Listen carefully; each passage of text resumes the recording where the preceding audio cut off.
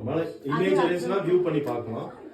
But observe டெலஸ்கோப்லாம் பார்த்தீங்கன்னா அது ஆட்டோமேட்டிக்காக ட்ராக் பண்ணும். இன்கேஸ் அதாவது சடன் ஆக்டிவிட்டிஸ் தெரிஞ்சுன்னா நமக்கு வந்து மெசேஜ் மாதிரி கன்வெர்ட் ஆகும். நம்மளால ஈஸியாக வந்து கேப்சர் பண்ண முடியும். பட் இது வந்து பார்த்தீங்கன்னா வியூவிங் டெலஸ்கோப்லாம் ஜஸ்ட் இப்போதுக்கு இருக்கிறதுக்கான லைவ் இமேஜ் வந்து காமிக்கும். அந்த கார்னர்ல சின்னதாக தெரியும், ரொம்ப பெருசாக இல்லாமல் சின்னதாக தெரியும். பிளேஸ்ல ப்ராமினன்ஸ் சொல்லுவாங்க.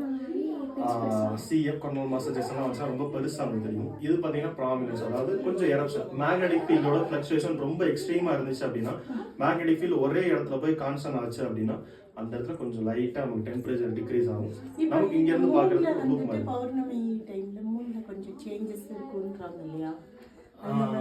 அந்த மாதிரி சன்லயே எப்படி சன்ல மூன் பாத்தீங்கன்னா ஒரு சாலிடான ஆப்ஜெக்ட். அது வந்து ஒரு பாறை மட்டும் தான்.